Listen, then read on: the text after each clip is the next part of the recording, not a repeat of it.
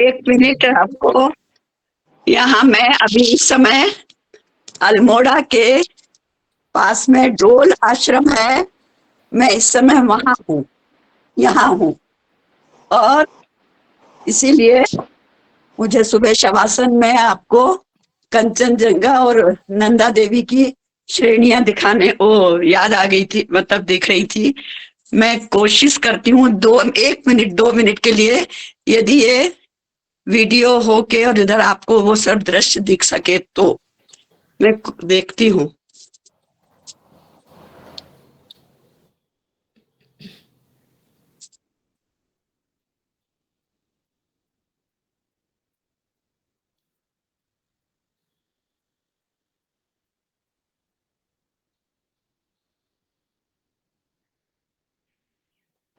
जावा बहन जी, बहुत दिनों से आई हो आप, फैन लगना है अब। मेले में बिछड़ गई थी। हैं?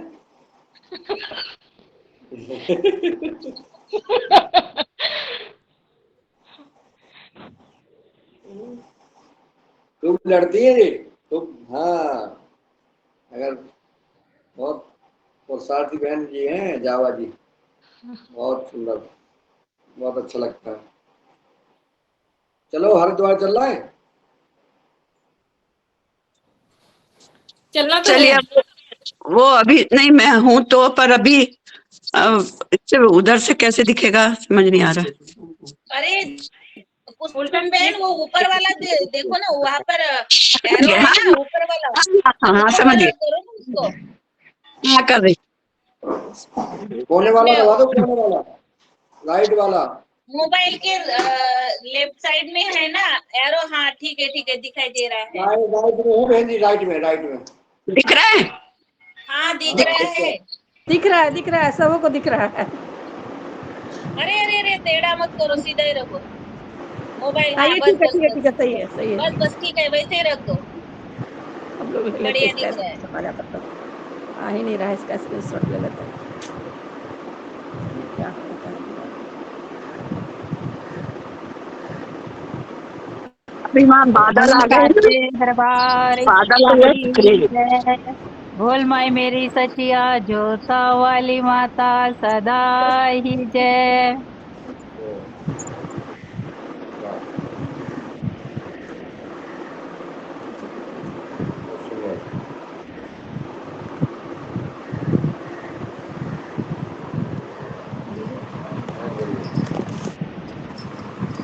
चलिए चलिए, अब आजा, 7 बज गया। आप अपने मुख्य अतिथि को आमंत्रित करिए।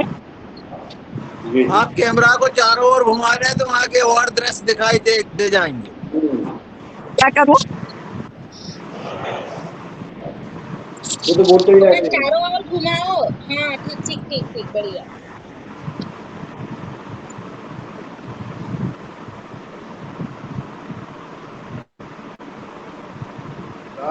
वो करो, बुलाओ, वो दिखाती रहेंगी बहन जी। आज से हमारे मुख्य वक्ता चीफ गेस्ट महोदय को आमंत्रित कर लें।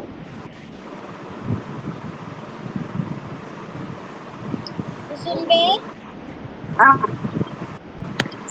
हाँ, जी बोलो। आज के हमारी मुख्य वक्ता आदरणीय बहन जी को आप सादर आमंत्रित कर दीजिए हाँ, मैं करती हूँ। परिचय के साथ।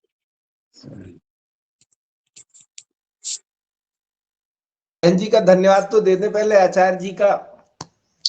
रंजना बहन जी योगाचार्य माता जी का हाँ, धन्यवाद, योगाचार्य आशीर्वाद दे हमारी दीजिए। कुसुम बहन के लिए जोरदार तालियां हो जाए एक बार। बहुत सुंदर अद्भुत आज की क्लास रही, बहुत बढ़िया। ये तालियां किसके लिए बजाई हैं? कुसुम बहन के लिए। कुसुम बहन जी के लिए इतनी कम तालियां? मैं तो बहुत जोरदार तालियां। इतनी कम तालियां? कुसुम बहन जी के लिए तो और बनना चाहिए तालियां।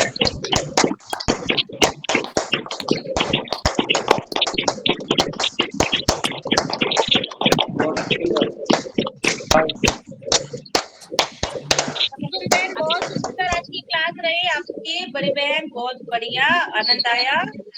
मस्त फोन लगाए, मिर्ची खाए, दड़न क्या बोलते, आटा पीसा, सब कुछ घी मक्खन सब निकाल दिया और सब बढ़िया अब तंदुरुस्त है। तो अगले जो हमारा मुख्य और वक्ता इनको तुरंत तुरंत उसका असर दिखने लगा इन पे। हाँ।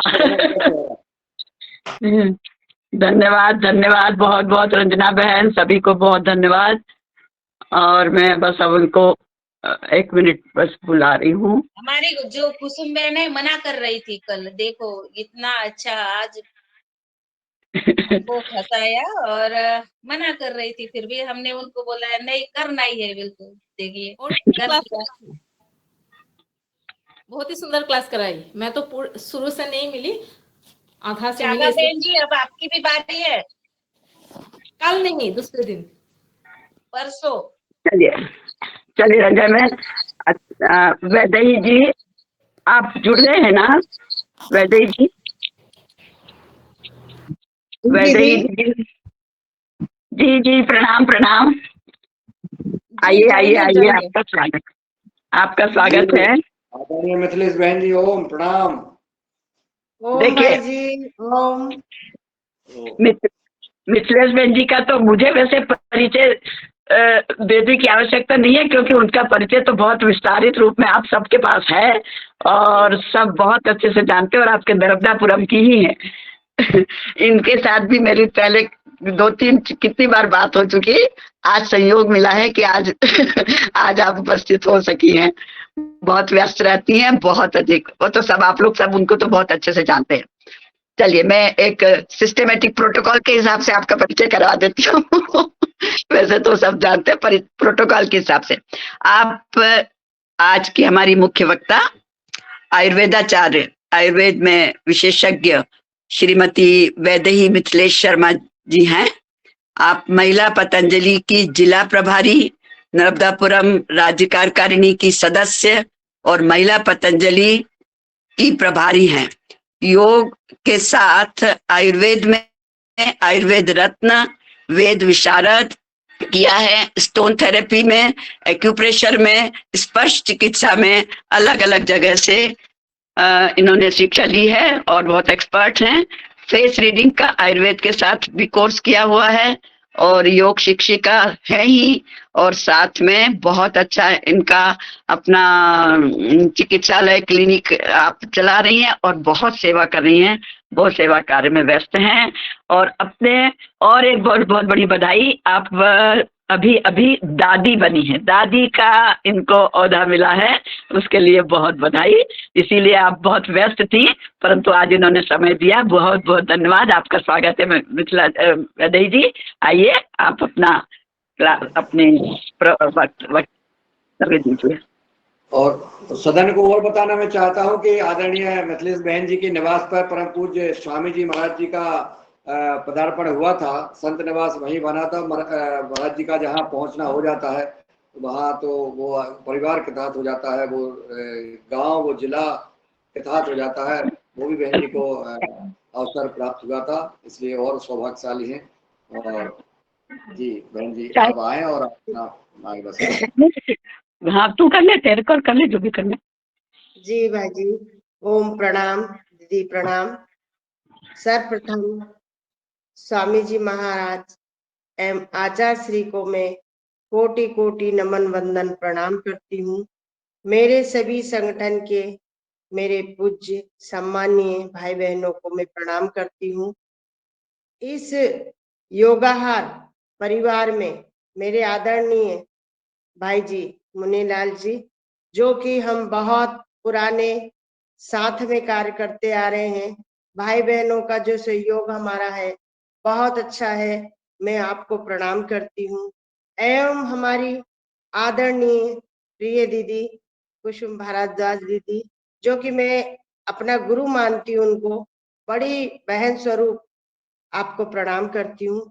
एवं इस योगाहार परिवार में जितने भी भाई बहन अलग अलग प्रांत से जुड़े हुए हैं, आप सभी को मैं प्रणाम करती हूँ और आप लोगों की ऊर्जा को मैं नमन करती हूँ कि बहुत ऊर्जा से आप जिस तरह से ये कार्य कर रहे हैं, जुड़ करके जैसे आज योग का मैंने देखा, बहुत उत्साह है। आपके उत्साह के लिए मैं प्रभु से यही प्रार्थना करती हूँ कि प्रभु इस ऊर्जा को हमेशा बनाए रखना, इसी तरह मुस्कुराते रहें। तो मेरा एक छोटा सा ही परिचय है। मैं एक सबसे पहले एक योग शिक्षिका हूँ, जो कि सेवा कार्य में मुझे 15 वर्ष हो गए हैं, और मैं प्रभु से यही प्रार्थना करती हूँ, स्वामी जी महाराज से उनका आशीर्वाद बना रहे कि इसी तरह से सेवा कार्य में पूरा जीवन व्यतीत हो। आप सबके सामने मैं आयुर्वेद का थोड़ा सा जो मैंने किया है मैं आपको, क्योंकि आयुर्वेद क्या है, जैसे हम योग के बारे में पूर्णतः जानते हैं कि योग क्या है। योग की छोटी छोटी सी बारीकियां होती है कि हम योग करते टाइम कैसे बैठ रहे हैं, क्या खान पान है हमारा, किस तरह से करना है, कहाँ पर करना है, क्यों करते हैं, कैसे करते हैं, इस चीज का पूरी परिभाषा आपको ज्ञान में है। ऐसे ही हम आयुर्वेद को पहले उसकी थ्योरी समझेंगे कि आयुर्वेद है क्या। अक्सर हम ये जानते हैं कि आयुर्वेद का जैसे ही हम नाम लेते हैं कि हम आयुर्वेद की दवाइयां कर रहे हैं, आयुर्वेद से जुड़े हैं, तो सबके ध्यान में एक ही चीज आती है, आयुर्वेद यानी काढ़ा या काली पीली गोलियां आयुर्वेद के संबंध में आता है, और या खिचड़ी खाना। आयुर्वेद में बताया जाएगा कि खिचड़ी खाना है खान पान में, और कुछ काली पीली दवाई रहेगी, कुछ काढ़ा रहेगा, कुछ चूर्ण रहेगा, हाँ, कुछ पुड़िया में बांध करके 3 टाइम 4 टाइम की पुड़ियाएं रहेंगी। इस तरह के हम आयुर्वेद के बारे में हम सोचते हैं, या किसी चीज का काढ़ा बना करके लेप करना, इस तरह से। चूंकि होता क्या है, ये हमारे पहले के जो हमारी धारणा है हम उसको ये लेते हैं। तो होता क्या है कि हम उस आयुर्वेद से थोड़ा सा दूरी बना लेते हैं कि नहीं, बहुत टाइम लग जाएगा, इसमें परहेज करना पड़ेगा अगर हम आयुर्वेद से जुड़ते हैं, आयुर्वेद औषधि लेते हैं तो, और काफी टाइम लग जाएगा और हमें फास्ट रिलीफ चाहिए, तो इसलिए हम उसको समझ ही नहीं पाते हैं। लेकिन चूंकि आयुर्वेद को सबसे पहले समझना है कि आयुर्वेद है क्या। आयुर्वेद सीधी सीधी परिभाषा है कि हम स्वयं ही आयुर्वेद है। आयुर्वेद हम स्वयं हैं। आयुर्वेद स्वयं कैसे है कि हमारा खान पान हम स्वयं तय करते हैं, हमारी वाणी हम स्वयं तय करते हैं, हमारे सोने उठने का तरीका हम स्वयं करते हैं, हमारे पानी पीने का तरीका हम स्वयं करते हैं, हमारे कपड़े पहनने का तरीका हम स्वयं तय करते हैं। इससे हमारी बॉडी के ऊपर बहुत फर्क पड़ता है। ये सीधा सीधा सबसे पहला पेज आयुर्वेद का है। आयुर्वेद का अगर पहला पेज खोलेंगे तो आपका पूरा बॉडी का स्ट्रक्चर उसमें ध्यान में रखना होगा कि आप किस टाइम सोते हैं, किस टाइम उठते हैं, कैसे सोते हैं, कैसे उठते हैं। स्वामी जी महाराज भी इसको योग में बताते हैं। और आपका खान पान कैसा, आपकी वाणी कैसी है, आपके कार्य करने की क्षमता कैसी है, आप अगर कहीं जाते हैं तो आपके बैठने की क्षमता, उससे आपकी पूरी बॉडी की पूरा स्ट्रक्चर देख करके कोई भी बता देगा।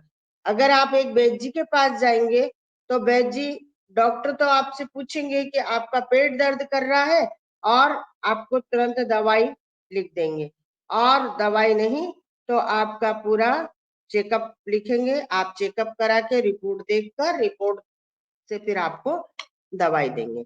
और आयुर्वेद में क्या है, जैसे आप आयुर्वेद में जाएंगे वैद्य जी के पास जाएंगे तो होगा क्या, वो यही पूछेंगे आपने रात को क्या खाया, कैसे सोते हैं, बेड पे सोते हैं, नीचे सोते हैं, आपके परिवार में किसी को ये तो नहीं है, कोई बीमारी तो नहीं है, किसी को अटैक तो नहीं आया है, या बहुत सारी जानकारी आपसे पूछेंगे।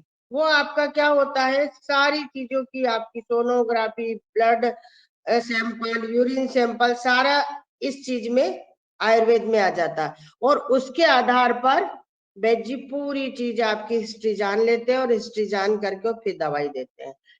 अब वो दवाई किस चीज की देते हैं? जिस तरह की आपने थोड़ी देर के लिए, मान लीजिए कि आपका सिर दुख रहा है और आप गए, तो वो पहले सिर की पूरी थ्योरी पढ़ेंगे कि सिर दर्द क्यों हो रहा है, सिर दर्द का कारण क्या है। आपको गैस बन रही है, आपको मेरुदंड के आसपास गैस भर गई है इसलिए सिर दर्द हो रहा है, आपकी नींद पूरी नहीं हुई है, या आपके पानी पीने की क्षमता कम है, या आपका आंतों में मल जमा हुआ है, किसी भी कारण से आपका सिर दर्द हुआ। वैसे सिर दर्द किसी का ऐसे नहीं होता, स्वस्थ व्यक्ति का कुछ नहीं होगा। तो वो यह जानने की कोशिश करते कि आपका सिर दर्द की उपज कहाँ से है, वो इसलिए सारी पूछ के और उस सिर दर्द कहाँ से शुरू हुआ उसका इलाज करते हैं। कि अगर आपका गैस के कारण हुआ तो वो गैस की दवाई देंगे, आयुर्वेद में यह है। तो हमें आयुर्वेद वहां से शुरू करना है जहां से शुरुआत है। हम योग के साथ इस चीज को जानना जरूरी है कि हम जैसे योग कर रहे हैं और योग के साथ साथ अगर किसी का सिर दर्द हो गया अचानक से, तो आपको ये जान में होना जरूरी है कि हमको प्राणायाम करते टाइम सिर दर्द क्यों हुआ। हो सकता है आपकी बैठक व्यवस्था ठीक नहीं, मेरुदंड सीधा नहीं हो, इसलिए आपका सिर दर्द हुआ हो। आपको गैस बन रही है, आपने कपालभाति ज्यादा कर ली है, आपको मोशन ठीक से नहीं हुआ है तो गैस बन गई है, इसलिए गैस के कारण सिर चढ़ गया है। ये होता है। जिस तरह से आयुर्वेद में नाभि को माँ कहा गया है, हम योग के साथ ही जुड़ करके आगे बढ़ रहे हैं। नाभि को माँ कहा गया है, तो माँ कैसे कहा गया है कि जब हम नाभि में औषधि डालते हैं, घी डालते हैं गाय का, किसी भी तरह का तेल डालते हैं, तो नाभि धीरे धीरे पूरे बॉडी के एक एक पार्ट में बराबर बराबर वहां तक पहुंचाती है। नाभि में तेल डाल के रात को अवश्य सोना चाहिए। पूरी बॉडी के जितने भी हमारे पार्ट हैं, जहां जहां से जोड़ है, वहां नाभि बराबर वो तेल या घी का जो भी डालेंगे बराबर मात्रा में वहां तक पहुंचाती है। और आपको पता है, ये सभी को ज्ञान में है कि नाभि तो हमारे माँ के गर्भ से बाहर निकलने तक हमारा माँ से जुड़ी हुई होती है, उसी से बच्चे को आहार मिलता है, ये आपको सभी को ज्ञान में है। तो नाभि को माँ कहा गया, आयुर्वेद में नाभि को माँ कहा गया है कि माँ के पास अगर एक फल होगा और बच्चे 5 होंगे तो वो बराबर भागों में बच्चों को बराबर देगी, इसीलिए इसे माँ कहा गया है। अब माँ के साथ पिता का जोड़ा किसको कहा गया है आयुर्वेद में? हमारे मेरुदंड को। जैसे हम योग में बैठते हैं और योग में बैठने के बाद सबसे पहला हमारा रहता है कि आपको मेरुदंड सीधा करके बैठना है। मेरुदंड सीधा करने का तात्पर्य यह है कि जब आप श्वास ऑक्सीजन लेते हैं, कपालभाति करते हैं, कोई भी प्राणायाम करते हैं, तो सीधा सीधा हमारे मेरुदंड में जाता है। हमारे मेरुदंड में पहले ऑक्सीजन जाता है और इसके बाद पूरे शरीर में सप्लाई शुरू हो जाती है। सबसे पहले मेरुदंड में जाता है, मेरुदंड में जाने के पश्चात पूरे शरीर में सप्लाई होती है। इसीलिए मेरुदंड को आयुर्वेद में पिता कहा गया है, नाभि को माँ कहा गया है और मेरुदंड को पिता कहा गया। मेरुदंड अगर आपका झुका हुआ और सांस आपने लेने शुरू कर दी कपालभाति, तो आधे भाग में आपको ऑक्सीजन मिलेगा, आधे में नहीं मिलेगा। चूंकि होगा क्या फिर इसमें कि आपको कुछ थोड़ा सा गैस बनना शुरू हो जाएगी, क्योंकि आधे भाग में ऑक्सीजन है, आधे में नहीं है, तो थोड़ा बैलेंस गड़बड़ हो जाता है। इसलिए हमेशा प्राणायाम करते वक्त मेरुदंड सीधा रखें। दूसरा, ये आयुर्वेद का पहला भाग है, इसलिए मैं थोड़ा सा ध्यान में कि जिस तरह से हम घुटने पे हाथ रखते हैं, घुटनों के अंदर रखें। जब हम बैठते हैं प्राणायाम में तो वायु मुद्रा या कोई सी भी मुद्रा बनाते हैं, घुटनों के अंदर रखें, कोहनी कमर से लगी हुई हो, और घुटनों के अंदर, क्योंकि जितनी ऊर्जा हमारे हाथों में हमारे प्राणायाम करने से होती है, वो हम अगर घुटने के बाहर रखते हैं तो हमारी ऊर्जा नीचे की ओर पृथ्वी में समाहित हो जाती है। इसलिए घुटनों के ऊपर हर प्राणायाम के बाद हम हाथों को घर्षण करके चेहरे पे लगवाते हैं, क्योंकि ये ऊर्जा प्राप्त होती है। इसी तरह से ये प्राणायाम का और आयुर्वेद का पहला हिस्सा है। अब हम अभी थोड़े से आगे चलेंगे, क्योंकि आयुर्वेद में बहुत कुछ है जो कि इतने कम समय में हम उसको पूर्ण नहीं कर सकते। क्योंकि कारण क्या है, जहां आप आसानी से इसे कर सकते हैं और पहचानते हैं, उसको हम अपनी भाषा में आपके सामने रखकर आपको इससे ज्ञान दे रहे हैं। अब 3 तरह से आयुर्वेद काम करता है। जैसे आप गूगल से, यूट्यूब पर, व्हाट्सएप पर, ये सब पे सारी जानकारी रहती है कि अभी अगर हम बताएंगे आपको तो आप सर्च करके देखेंगे तो उसमें कुछ अलग होगा, यूट्यूब पे अलग होगा और व्हाट्सएप पे तो मैसेज आते रहते हैं, उसमें अलग होगा। क्योंकि ये चीज बहुत जरूरी है आपको जानना कि ये जो चीजें हैं वो प्रकृति के अनुसार है। मान लो मेरी प्रकृति, जिसको एक भाषा बोलते हैं तासीर, गर्म या ठंडी या सम, तो मेरी तासीर अगर ठंडी है और मुझे अगर बताया कि गूगल पे डला हुआ है कि जीरे का पानी पीना, जीरो को शाम को भिंगो दिए और सुबह उठ करके पानी पीना। अब मैंने तो उसको लिख के डाल दिया है गूगल पर कि जीरे के पानी पीने से मोटापा कम होता है, शरीर में ठंडाई होती है, गर्मी के दिन में से पी कर जाना चाहिए। क्योंकि ठीक है, ये बिल्कुल सच है, लेकिन आप ये कैसे जानोगे कि हजारों लोग उस मैसेज को पढ़ते हैं और पढ़ने के बाद उसमें बराबर मात्रा की प्रकृति, ठंडी मात्रा की प्रकृति और गर्म मात्रा की प्रकृति, इनमें आप कैसे आप बता सकते हो? गर्म वाली प्रकृति वाले व्यक्ति को तो जीरा बहुत अच्छा लाभ मिलेगा, लेकिन ठंडी प्रकृति वाले ने अगर पी लिया तो सर्दी, खांसी और अस्थमा का अटैक आ जाएगा। जीरा इतना ठंडा होता है। सम प्रकृति वाले को भी कोई फर्क नहीं पड़ेगा। इसलिए आयुर्वेद में जब तक आपको ज्ञान ना हो, उसको उपयोग किसी भी व्यक्ति से बगैर पूछे नहीं करना है, क्योंकि इसका साइड इफेक्ट नहीं होगा, थोड़ी सी परेशानी में आ सकते हैं। यह है जो मैं आपको बताने जा रही हूँ, वो तीनों प्रकृति वालों के लिए है। आप ठंडी तासीर वाले हैं, गर्म तासीर वाले हैं या बराबर सम तासीर वाले, इन तीनों के लिए बराबर है। आप आंख बंद करके इसको कर सकते हैं। आप लिखते जाना और इसको समझते जाना।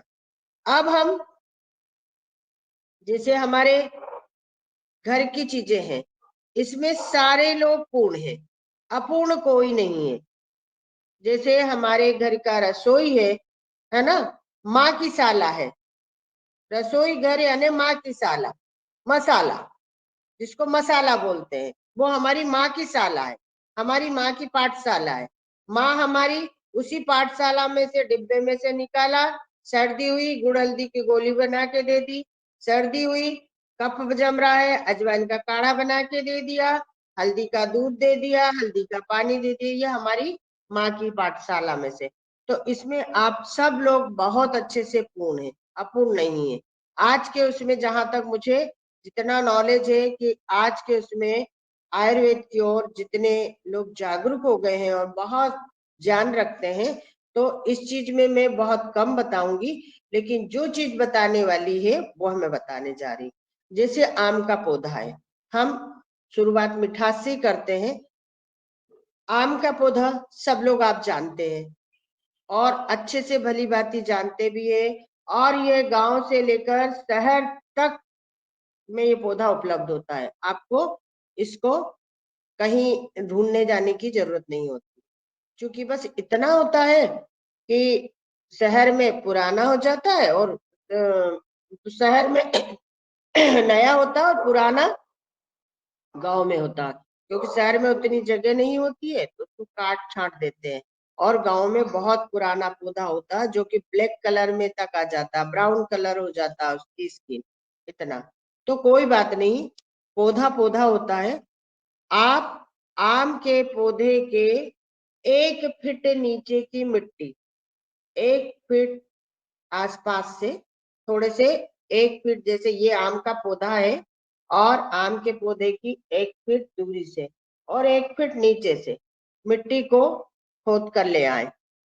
थोड़ी सी मिट्टी खोद लें जितनी आपकी आवश्यकता अनुसार है, और उसे अच्छे से साफ कर लें। अगर थोड़ी सी नमी है तो उसे धूप में सुखा लें। सुखाने के बाद अच्छी सूख जाती है, उसको छान लें। छानने के बाद उसमें जो खड़िया मिट्टी होती है, चिकनी वाली खड़िया मिट्टी, 2 तरह की होती है। एक तो उसमें चूना मिला आता है, ये नहीं, बिल्कुल चिकनी मिट्टी होती है जिसको हम खा भी सकते हैं, ठीक है। आप वो लाकर उसे भी बराबर मात्रा में छान लें। जैसे 250 ग्राम मिट्टी आपने लाए, उस मिट्टी को सुखा ली, छान लिया, और उसमें उतनी ही मात्रा में खड़िया मिट्टी को छान लिया, दोनों को मिला के रख दिया सुखा करके। अब उसके प्रयोग आप देख लें कि जिनके मसूड़ों में दर्द होता है, जिनको दर्द दांतों में होता है, या कुछ खाने के बाद अगर थोड़ा बहुत कड़क खा लिया तो मसूड़ों में से ब्लड आने लगता, दांतों में दर्द होता है, अक्सर दांतों में दर्द बना रहता है। दूसरा, जिनके स्किन में प्रॉब्लम है, दांत खाज खुजली हो जाती है, कोई पुरानी भी होती है, इस तरह के, जिनके बालों में सोराइसिस है, बालों में बहुत खुजली होती है, और खुजली होने के साथ साथ ऐसी पपड़ी जैसी बालों में से, जैसे कंघी करते तब भी निकलती है, ऐसे ऐसे खुजाते तब भी पपड़ी जैसी निकलती है, और बाल झड़ने लगते हैं, बाल भी उस पपड़ी के साथ आ जाते हैं। इस तरह की अगर आपकी स्किन में कोई प्रॉब्लम है, दांतों में प्रॉब्लम है, तो उसके लिए, जैसे चर्म रोग है ना, चर्म रोग होता है पॉइंटों पर, तो उसे या तो आप थोड़ा सा भिंगो लें, और भिंगो करके जहां जहां आपके चर्म रोग बहुत पुराना है तो उसको छोटी सी रोटी जैसी बना के भिंगो के और उसके ऊपर ऐसी लपेट लें, सूख जाए उसको झड़ा दें, साबुन का इस्तेमाल बंद कर। कुछ दिनों में वो पूरी जड़ से धीरे धीरे हल्की सी खुजली आने लगेगी। आप नारियल का तेल उसे लगाते जाएं, उसमें धोने के बाद कुछ दिनों में धीरे धीरे धीरे धीरे वो जड़ से खत्म होना। तो अगर पुरानी है तो थोड़ा सा समय लगेगा, आराम से हो जाएगा। उसको तो एक डब्बी में भर लें औषधि की तरह और लगाएं। जिनकी अगर ज्यादा पुरानी नहीं है, कुछ कम दिनों की है और खुजली हो रही है, लाल चकते हैं, ठीक है, उनको आप वो सूखा चूर्ण लें, मिट्टी और खड़िया मिट्टी वाला सूखा चूर्ण लेकर और हाथ में इस तरह से उसको घिस दें, घिसते जाए और थोड़ी देर रखें, और इसके बाद 15-20 मिनट बाद उसको धो लें, उसमें भी पानी का इस्तेमाल नहीं। दूसरा, जब आपको अगर दांतों में प्रॉब्लम है, मसूड़ों में प्रॉब्लम है, या बहुत सारी मुंह में जैसे दुर्गंध आती है, खाने में अगर टेस्ट भी नहीं है, टेस्ट भी चला गया, टेस्टलेस हो गया, तो भी आप उसको हाथों से मंजन करें, पूरा लपेटे, ऊपर नीचे पूरी तरह से हाथों से मंजन करें, उंगली से मंजन करें, और उसे थोड़ी देर बाद कुल्ला कर लें, ब्रश का उपयोग ना करें। इस तरह करने से आप इसका लाभ खुद देखेंगे कि कितना लाभ हुआ है, पहला। दूसरा, जैसे बालों का बताया हमने, तो बालों में भी आप उसका लेप लगा लें, पानी में भिगो करके उसको, जैसे बालों में मेहंदी लगाई है, मेहंदी जैसा इसको लगा लें और कुछ देर बाद रख दें, और इसके बाद पानी, ठंडे पानी से उसे धो लें। तो उसमें शैम्पू साबुन नहीं लगाना है, वो अपने आप बाल बहुत अच्छे से हो जाएंगे। ऐसे करने से कुछ ही दिनों में आपके बालों की सोराइसिस खत्म हो जाएगी। तीसरा, किसी को अगर मिर्गी आती है, मिर्गी आती है। मिर्गी बहुत तरह की होती है। मिर्गी तो 65 तरह की होती है मिर्गी। उसका तो बहुत लंबा आयुर्वेद में है। लेकिन मुख्य मुख्य रूप से होता क्या है ना, हाथ पैर कड़क हो जाना, मुंह से झाग आ जाना, और दूसरा थोड़ी देर के लिए हमारे माइंड का और हमारे हार्ट का कनेक्टिविटी टूट जाना। उस वक्त उसको खुद को पता नहीं रहता है, इतनी तेज आता है कि जब वो कनेक्टिविटी, मेडिकल में बता रही, कनेक्टिविटी थोड़ी देर के लिए लूज कनेक्शन हो जाता है, तो बॉडी में इस तरह के झटके टाइप के आते हैं। उन भाई बहनों को, आपको ये तो आपके पास बना बनाया औषधि है, मिट्टी और खड़िया मिट्टी, उसमें सिर्फ आपको 50 ग्राम नीम के पत्ते और 50 ग्राम या 20 ग्राम बिल्व के पत्ते, सूखे हुए पत्ते को सुखा करके, जैसे नीचे गिर गए हैं, पेड़ से नीचे गिर गए हैं तो और भी अच्छी बात है, और नहीं तो जो से सूख गए हैं उन्हें आप चूर्ण बना के, वैसे भी अभी सारा पतझड़ है, अभी बहुत आसानी से आपको पत्ते मिल जाएंगे, उनको साफ करके सूख के डब्बे में भर के लेबल लगा के रख ले। कब किसको जरूरत पड़ जाए ये आपके पास होना बहुत जरूरी है। 50 ग्राम नीम के पत्ते, 50 ग्राम के करीब बिल्व के पत्ते भी पीस कर उसमें डाल दें।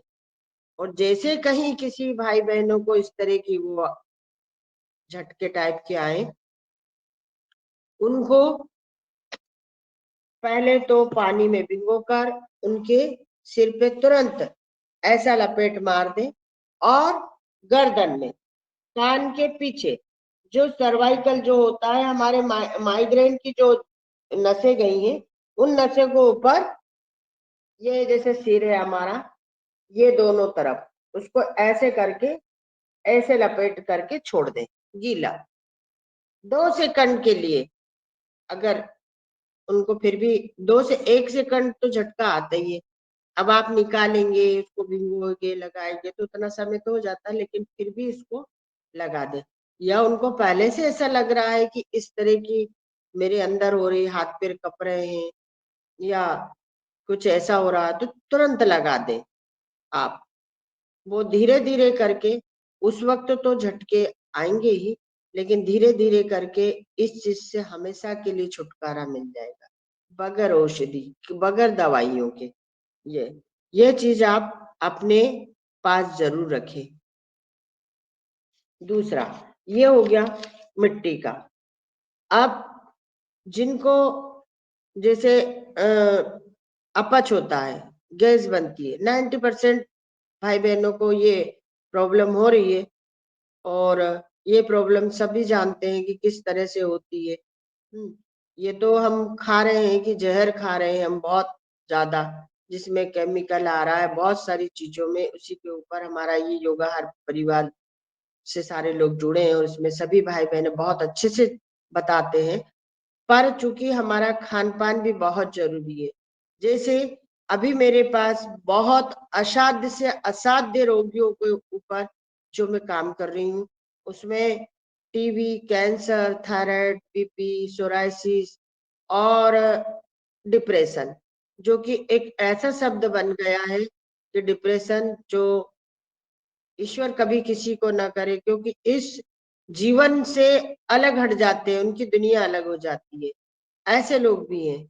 तो उनके लिए सबसे पहले मैं आप सभी लोगों को ये बता रही हूँ कि आप स्वयं भी, आपसे जुड़े जितने भी लोग हैं, आप उनको एक दिनचर्या जरूर बता दें। फिर हम और आगे बढ़ते हैं कि सुबह उठ के, जैसे हमने तो गर्म पानी तो पिया है, इसके बाद एलोवेरा पिया है, इसके बाद हमारा जो भी औषधि लेते हैं वो हुई है, लेकिन 9 और 10 के बीच में आप थोड़ी सी लौकी जरूर खाएं। हर व्यक्ति को लौकी खाना है।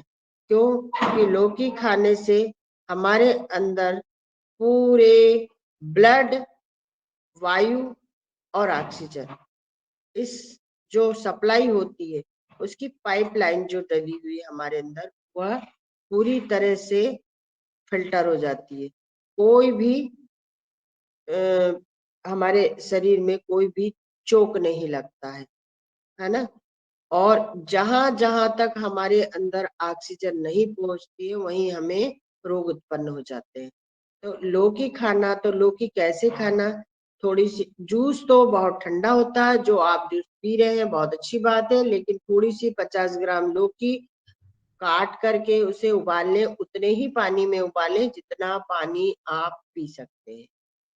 और उसमें लौकी के साथ काली मिर्च जरूर डालें। अगर आप ओनली लौकी खाएंगे तो आपको गैस बन जाएगी, ऐसे खाएंगे तो गैस जरूर बन जाएगी। उसमें काली मिर्च का सेवन करने से काली मिर्च बात को समन करती है। काली मिर्च आप किसी भी चीज में, अगर किसी को गैस बन रही है तो उसमें काली मिर्च का पाउडर जरूर से डालें, गैस को समन करती है, गैस को शांत करती है। उसे उबाल लें, एक काली मिर्च 50 ग्राम में एक काली मिर्च ही डालना है। उसको कुकर से बाहर निकाल लें, थोड़ा मैश कर लें, ठंडा होने दें, और सुबह के नाश्ता के पहले आपको लौकी खाना है। आप जब लौकी खाना शुरू कर देंगे तो आप स्वयं इसका जवाब आप स्वयं देंगे। 50 ग्राम लौकी सबको खाना। इसके बाद आप आधे घंटे बाद जो आपका नाश्ता है वह नाश्ता करें। दूसरा, स्वामी जी महाराज भी बताते हैं, एक फल को एक समय लेना है। हम 10 फल लेकर के बैठ जाते प्लेट में और सारे फल एक साथ खाते, अंगूर, केले, संतरे, एप्पल, सारी चीज। क्योंकि एक चीज का हमेशा ध्यान रखें, एक फल को एक ही समय में खाएं, बहुत लाभ होता है इससे। दूसरा, भोजन शैली हमारी जो है कि 3 कटोरी हमें सब्जी और दाल खाना है और रोटी कम खाना है। दूसरा, अब हम इस आहार में, जैसे आयुर्वेद में हम बताना चाहेंगे कि होता क्या है कि हम 5 तरह के आटे की रोटी खाते हैं। तो 5 तरह के आटे की रोटी खाना बहुत अच्छी बात है, क्योंकि किस व्यक्ति को खाना है ये भी थोड़ा सा ध्यान रखें। 5 तरह के अन्न की रोटी उस व्यक्ति को नहीं खाना जिसको जोड़ों में दर्द है। जिसको जोड़ों में दर्द है उनको उसमें से सिर्फ जो गेहूं और ज्वार, इस चीज के अन्न की रोटी खाना है। उसमें बहुत सारी चीजें और भी मिली हुई होती है, वह जोड़ों के दर्द में थोड़ा सा हानि कर जाएगी। इसलिए 5 अन्न की रोटी जोड़ों के दर्द वालों को नहीं देना है। गेहूं चने की रोटी आप सब लोग खा सकते हैं। अब रोटी के साथ साथ शाम का हमारा भोजन, जिस तरह से कहा है, सुबह का भोजन संतों की तरह, दोपहर का भोजन राजा की तरह, शाम का भोजन भिखारी की तरह। भिखारी की तरह कि आपको अगर मिल गया तो ठीक, नहीं मिला तो ठीक, पानी पीकर सोना है। एक स्वस्थ व्यक्ति को, और अगर मिल गया है तो आप थोड़ा सा पतला खाएं, शाम का भोजन पतला खाएं। जैसे अभी हमने सभी को, जो पुराना था, कोदो, कुटकी, सवरिया और बाजरा, इन सब के शाम को दलिया बनाकर खाने के लिए बोला और सारे लोग खा रहे हैं।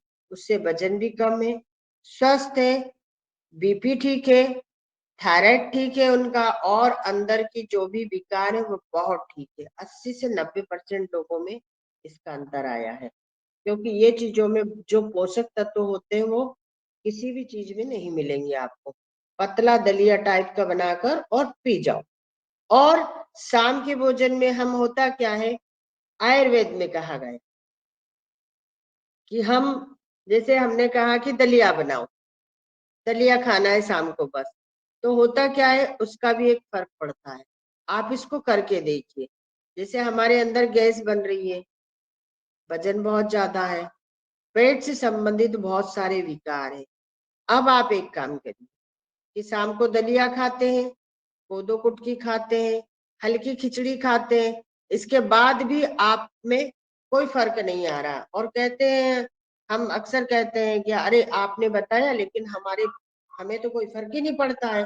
क्योंकि देखो, एक चीज का ध्यान रखना कि जैसे हमने कोई चीज बना ली है ना, अब हमने जैसे उनको बताया कि दलिया बना के पियो, तो उन्होंने उसमें टेस्ट बना लिया, अच्छा बढ़िया तड़का लगा लिया और भी सारे मसाले डाले और बढ़िया चम्मच से खा रहे हैं, है ना।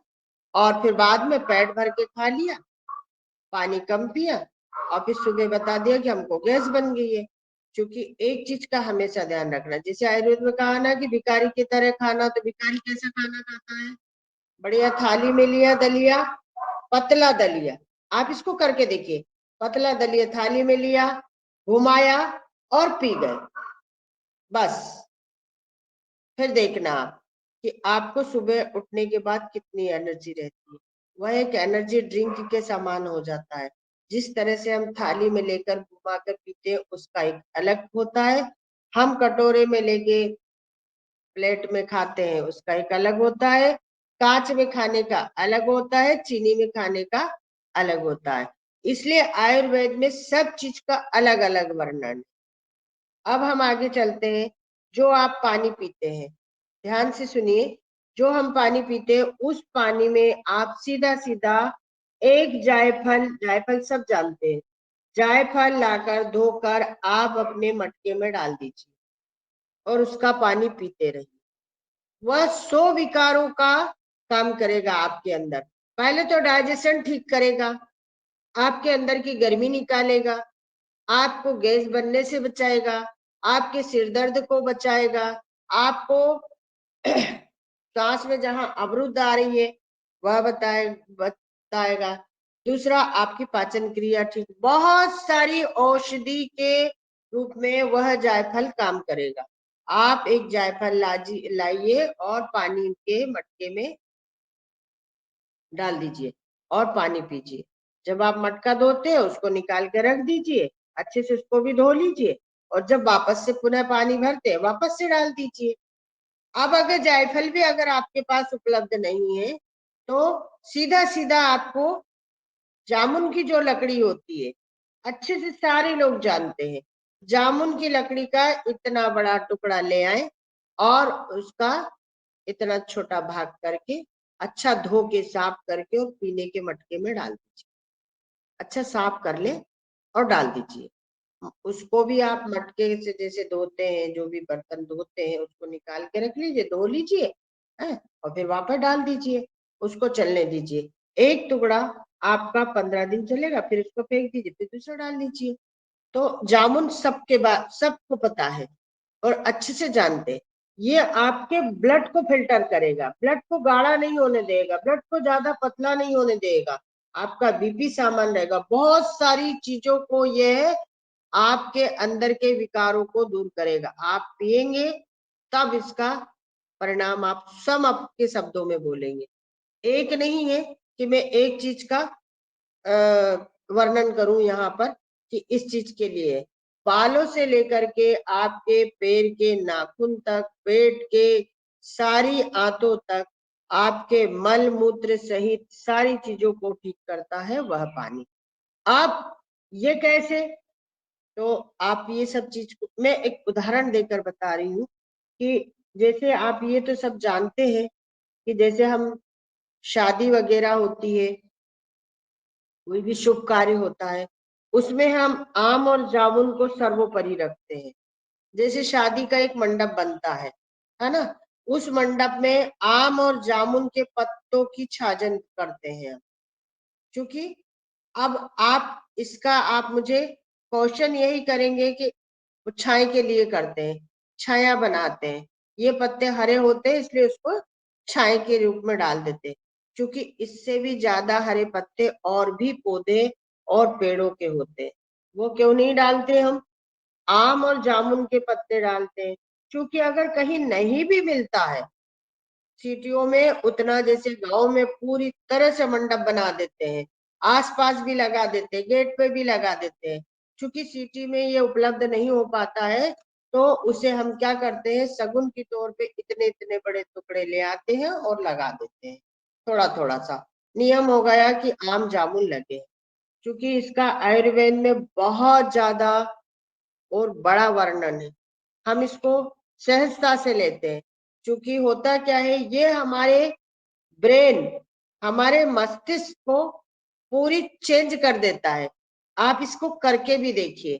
जिस तरह से हम किसी के यहाँ शादी में जाते हैं, बहुत से लोग आते हैं और बहुत सारी सोच को लेके जाते हैं। मैं उदाहरण बता रही हूँ कि हम किसी के यहाँ शादी में जाते हैं तो हमारी एक सोच नहीं रहती, बहुत सारी ने कुछ लोग नेगेटिविटी बनाकर भी जाते हैं। तो आयुर्वेद में यह है कि जिस मंडप में आम और जामुन के पत्ते की मंडप बनाया है, उसमें उसके नीचे जब सारे लोग बैठते हैं तो वहां का वातावरण कैसा होता है, आप ये सब चीज इससे जानते हैं, इससे अनभिज्ञ नहीं है आप। क्योंकि वहां जाने के बाद भावनात्मक इतना जुड़ाव हो जाता है, चाहे मैं आपके यहाँ पर कोई भी सोच लेकर जाऊं कि ये इतनी लाख की शादी कर रहे हैं, मैं इनकी शादी में थोड़ा सा विघ्न डालूंगी, या ऐसे लोग बहुत होते हैं परिवार से दूरी से।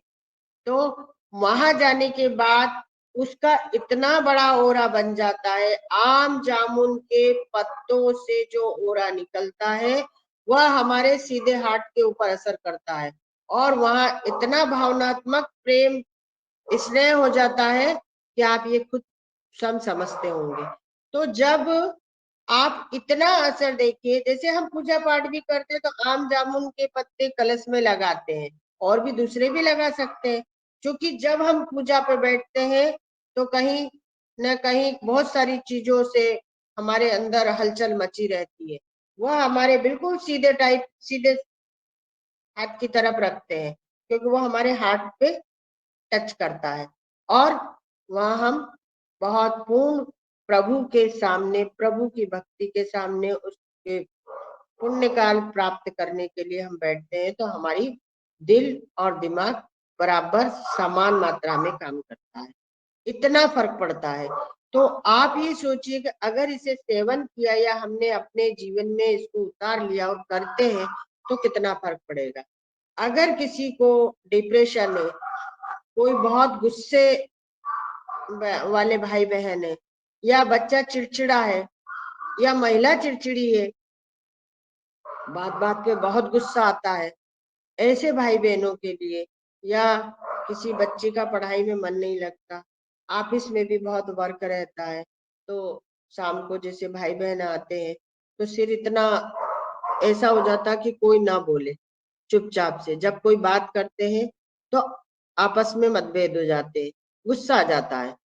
ऐसे भाई बहनों को, और अक्सर 90 से 100% परिवार ऐसे होते ही हैं जहाँ बहुत वर्क रहता है, उनके लिए इस वक्त आम के पत्ते सम टूट करके नीचे गिर रहे हैं, और जब पूर्ण हो जाता है जीवन, हर चीज का पूर्ण हो जाता है तो वो छोड़ देता है। जैसे हमारा जीवन भी पूर्ण हो गया और हम शरीर छोड़ देते हैं, ईश्वर अपने पास बुला लेता है। ऐसे ही वह पत्ता, वही पत्ता नीचे गिरता है जिसका जीवन पूर्ण हो चुका है। तो वो पूर्ण हो चुका तो उसमें कितनी औषधि होगी, आप समझ रहे हैं। अगर वो पत्ते उपलब्ध नहीं हो पा रहे हैं आपसे, जैसे नीचे गिर गए, तो आप उसको भर के ले आए, थैली में ले आए, और उसे थोड़ा सा, या तो थोड़ा सा कर ले सूख गए तो, और नहीं भी करे तो उसको एक थैली में भर के उसका मुंह बांध दे, तकिया टाइप का बना ले, तकिया टाइप का बना करके और अच्छे से साफ कर ले क्योंकि डस्ट ना हो उसमें। और शाम को आपके पास 5 मिनट आपका अपना निकालना होगा, 5 मिनट आप उस तकिए के ऊपर सिर रख के आंख बंद करके सो, या ऑफिस से भी कोई भाई बहने आते हैं तो थोड़ी देर उसके ऊपर सिर रखकर जरूर सो, 5 मिनट। इसके बाद उठ के आप काम करें, क्योंकि इतना भी समय नहीं है। तो रात को जब सोते हैं तो वह तकिया एक बार आपके सिर के नीचे रखे, बच्चों के सिर के नीचे रखे, वो रखते रखते रखते पत्ते टूट के उसमें टूट जाएगा, पूरा टूट जाएगा, कोई दिक्कत नहीं है।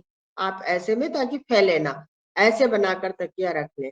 दूसरा, अगर आपके पास ये भी नहीं है, अगर आप ये भी नहीं कर पा रहे हैं कि ये समय नहीं है, या तो वो तकिया बनाकर आप अपने बेडरूम में रख लें। इतना तो आप कर सकते हैं। तकिया ऐसा बनाए कि जिसमें से छोटे छोटे रोम छिद्र हो, बारीक वाला जो झीरा झीरा कपड़ा है उसमें से, ताकि वो आपके अंदर के सारे विकार खींच सके। उसको 1-1.5 महीने तक रखें, फिर आप चेंज कर दें। और अगर हरे पत्ते हैं तो और भी अच्छी बात है, हरे पत्ते तोड़ ले, पत्ते तोड़ ले, चाहे नीचे गिरे हो या हरे पत्ते हो, उसका एक तकिया बना के उन भाई बहनों को जरूर रखें।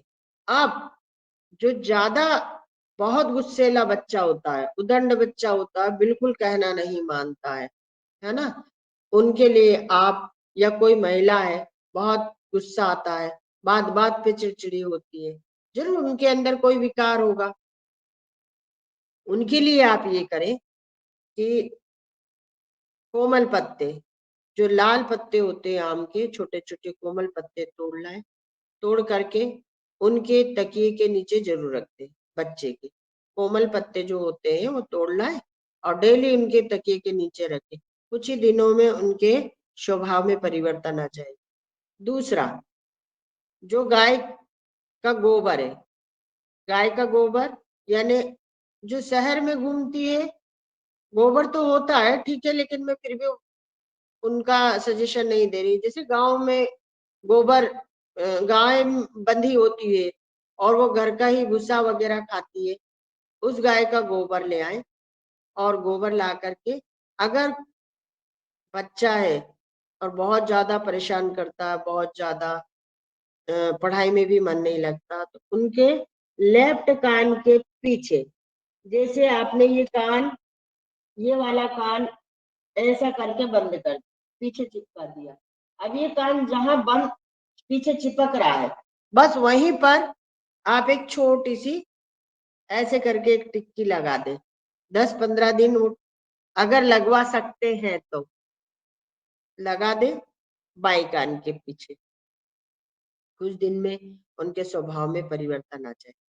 अब वो ताजा गोबर हो तो और अच्छी बात है, और अगर ना हो तो उसकी छोटी छोटी 1-1 रुपए के बराबर ऐसी टिकिया बनवा ले। मैंने बनवा के रखी है और मैं सबको देती भी हूँ।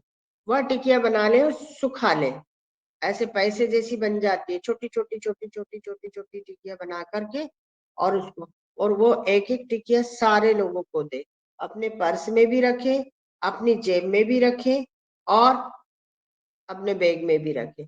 इससे क्या होगा, क्योंकि मैंने दिया भी है और हमारे गांव पे बन भी रही है, और ये आप बनवा लें और सबको वितरण करें, शुद्ध जो गाय होती है गांव की, उनके गोबर का।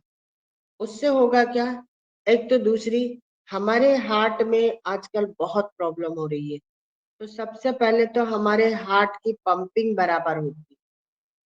दूसरा, आपके जो मस्तिष्क में जो चलता है, नकारात्मक जो चलती रहती है, कभी कभी भाई बहनों को पूरे टाइम चलता रहता है, सामान्य होते नहीं है, गुस्सा आना, बार बार किसी चीज को सोचना, बहुत सारी प्रॉब्लम होती है, उनके लिए आप जरूर अपने जेब में रखें। बहुत सारी। तीसरी बात, आजकल हम मोबाइल का उपयोग बहुत करते हैं, घंटों बात करते हैं कान से लगा करके, घंटों बात करते हैं, और अगर फिर भी वो नहीं होगा तो कान में लगा लेते हैं और चलते रहते हैं, भाई भी और बहनें भी, सभी को। कुछ तो वर्क करते हैं तो उन्हें मजबूरी लगाना, कुछ गपशप में ही निकाल देते, ये हमारे लिए बहुत ज्यादा एक एक विकार उत्पन्न हो रहा है। तो जब आप मोबाइल पे बात भी कर रहे हैं और आपके जेब में अगर वो टिकिया रखी है, तो आप में 90% जो आपको विकार उत्पन्न उसके मोबाइल के माध्यम से होंगे, वो टिकिया आपका पूरा खींच लेंगे, आपके पास बचेंगे 20%, मतलब 20% विकार मोबाइल से आपके अंदर आएंगे, हैं? तो इसलिए हमें उसको बचना है। ये हमने उन लोगों के लिए प्रयोग किया था कि जो माताएं बहुत परेशान थी, बच्चों के लिए भोजन नहीं करना, टिफिन लेकर वापस जाना, स्कूलों में बच्चों से झगड़ा करना, पढ़ाई नहीं करना, घर में आके उदंडता करना, लड़ाई झगड़े करना, दिन में सोना, इस तरह से माएँ बहुत परेशान हो गई थी। जा करके उन्होंने बहुत सारे मेडिकल से और एलोपैथिक, होम्योपैथिक दवाइयाँ ली कि ये बच्चा वो हो जाए, ठीक हो जाए। लेकिन फिर जब हमने उनसे बोला, आज ऐसे रिजल्ट है हमारे पास कि वो बच्चा बहुत अच्छे से पढ़ने लगा है, बहुत अच्छे से सामान्य हो गया है, कहना मानता है, बहुत अच्छा। सिर्फ ये कि उसको ये ना बताया कि हम गोबर लगा रहे हैं। उनको यही बताया, थोड़ा सा झूठ बोलकर, कि उनके बाईं तरफ गोबर लगाया, उनके बैग में, उनके कंपास बॉक्स में, उनके यूनिफॉर्म की जेब में हमने वो टिकिया रखवा दी उनकी माओ से, उनके बेड में तकिए के नीचे ये रखवा दिया। तो बहुत लाभ हुआ। इसलिए इस चीज का हम, ये चीजें हम भूलते जा रहे हैं। जब कोई चीज होती है और जब कोई बताता है, तब हमें ये चीज का ज्ञान होता है। जैसे कोरोना टाइम में जैसे बताया गया था कि तुलसी की पत्तियां हमारे पास रखो, तुलसी की माला का सेवन करो, है ना, उससे बहुत फर्क पड़ता है। हमारे हार्ट के ऊपर फर्क पड़ा, और तुलसी की जो शुद्ध मालाएं हैं वो हमने वितरण भी करी बहुत से भाई बहनों, और बहुत फर्क पड़ा उससे। तुलसी के पत्ते हमारे पास रखो, हमारे पास बहुत सारी नेगेटिविटी से हम दूर रहेंगे, हमारी सोच में परिवर्तन आ जाएगा। इसी तरह से हम गाय के गोबर का भी उपयोग कर रहे हैं और ये बता रहे हैं, ये चीज आप भी करें। दूसरा, अब हम आगे चलते हैं।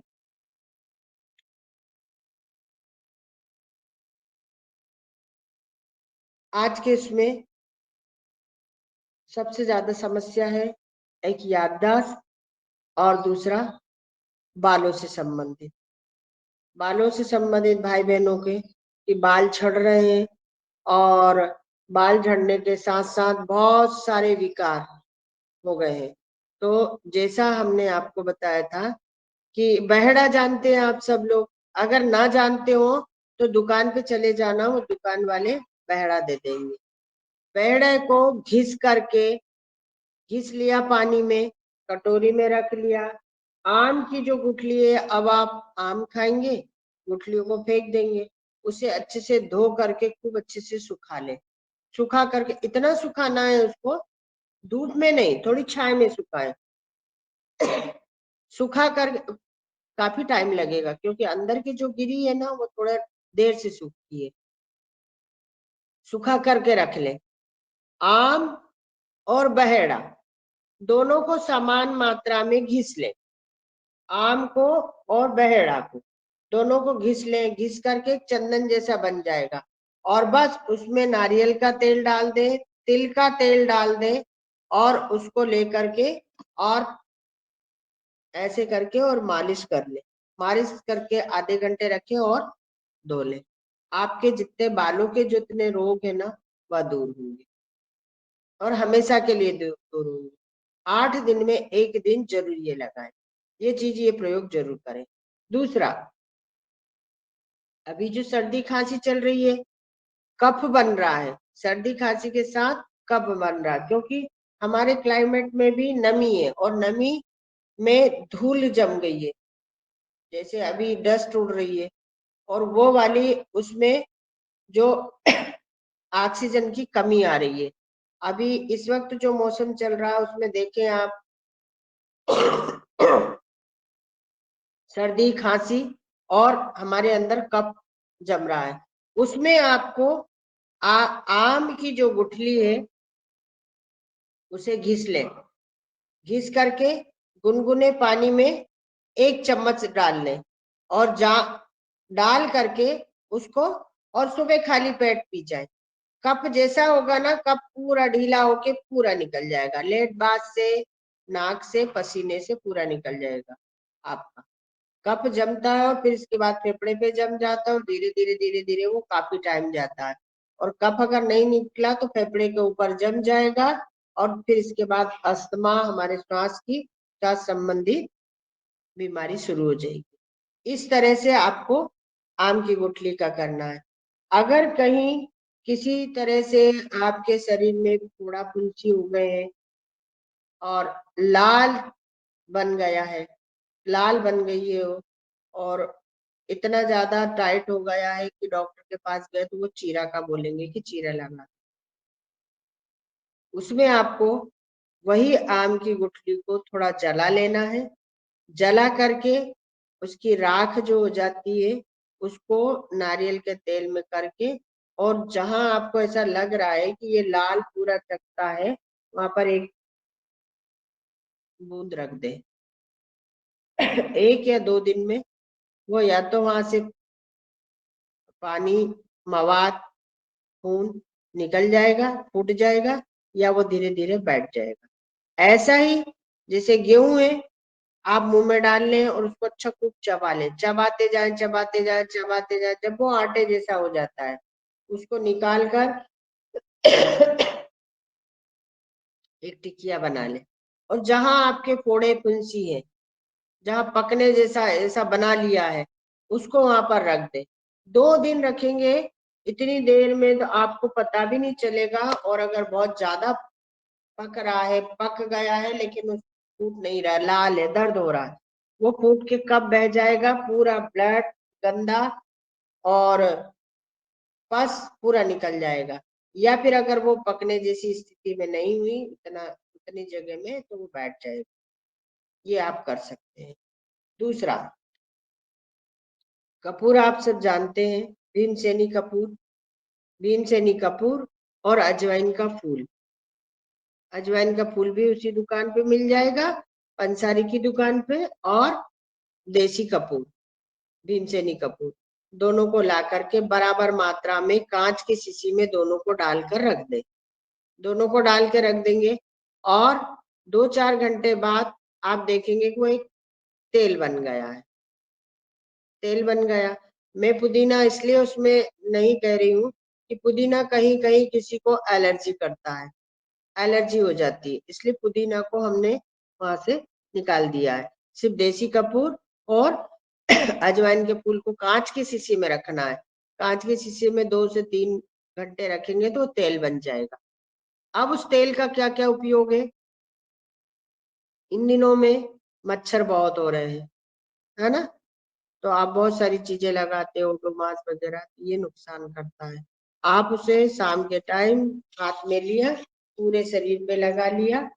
जैसे आप बाहर घूम रहे हैं तो एक तो मच्छर नहीं काटेगा, दूसरे आज गर्मी में बहुत सारे कीड़े होते हैं, बिजली के कीड़े होते हैं, बहुत सारे कीड़े होते हैं, और वो काट जाते, कोई तो इतना भयानक काटता है कि बहुत दिक्कत दे जाता है, डॉक्टर तक जाते हैं, चीरा लगता है ऐसा, क्योंकि उसमें इतना जहर होता है।